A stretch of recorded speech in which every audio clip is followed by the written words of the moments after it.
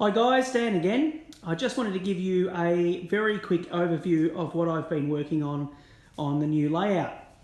So this is essentially part 2 of the building of this layout. This is a very rough skeleton, if you like, of what I have so far. As you can see, it's essentially 2 layers here. The bottom layer has 2 individual tracks.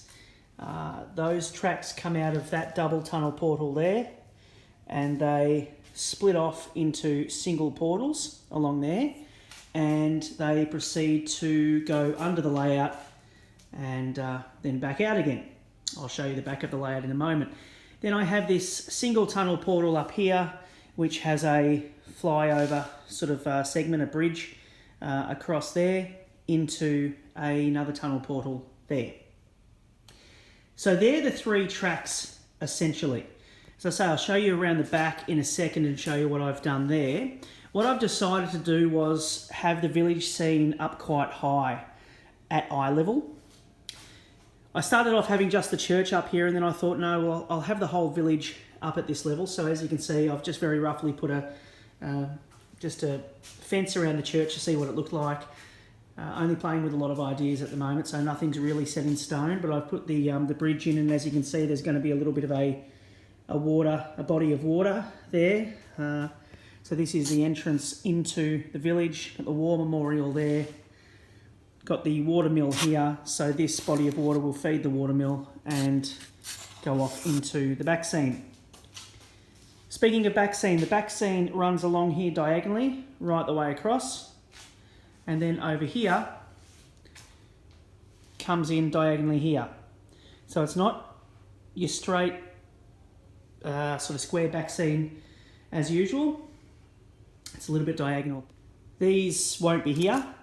I've only got those there at the moment because I was playing around with the MagnaRail system. So this one may be here. This one probably won't be.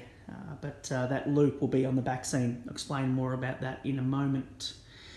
So that's the idea of the little village scene up there. As you can see at the back of the layout here, the top track comes out here. Now this is all behind the back scene and then back out to the front.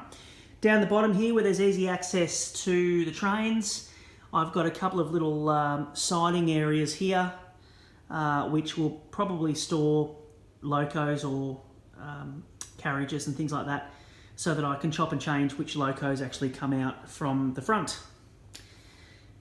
DCC control system there, and I'll have an old Triang Triang transformer here, which will actually run the MagnaRail quite nicely. I'm keeping this one quite simple. I have boxes and boxes of buildings I'd love to use on a layout if I had the space to do it, but this is only quite a small layout. Relatively compared to what I was going to do. This is 4 by 8 feet, so I didn't want to overload with buildings and things like that and have scenes that just sort of didn't make sense. So up here I've put a lovely farm scene with all of my farm buildings. I'll have some little horses in the stables in there. I'll have some sheep up the back, all the stuff that you'd expect to see happening on a farm. Down here we've got sort of an area, that little cottages there, and the pub, Railwayman's Arms pub, up the back. And in between that, the idea is have the MagnaRail where they can go off the road into the pub if they want to, or they can come into the cottages. In reality, obviously, it's going to be cyclists and cars that just come along here, turn around and go back. That loop is off the layout's back scene.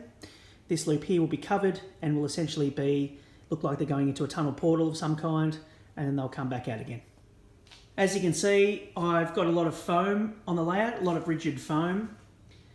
The idea now is to get that stuck down with liquid nails, get it in its position where it's nice and strong and sturdy.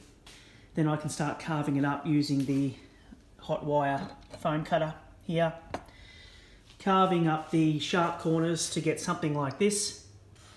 Then I can put scrunched up newspaper down and whatever else sort of on the ledges there, so that I can use plaster bandage to make a contoured hill or embankment down. Along here I'll do something similar with a tunnel portal when I eventually put the tunnel portal there. That's obviously just a bit of foam cut into the shape of one for the moment, and I'll have that built up with rocks and all the rest of it, make it look nice and mountainy and scenic.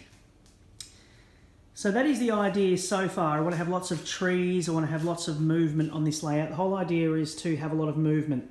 So I don't have stations for the train to stop at, I don't have any stops along the way. I really wanted to use my stations and things, which I've got over here at the moment, but I decided against it. I just want to have full movement and just something for the eye to look at, whether it's the 3 trains or the Magna Rail or the welders that I'll have, the photographers for the wedding.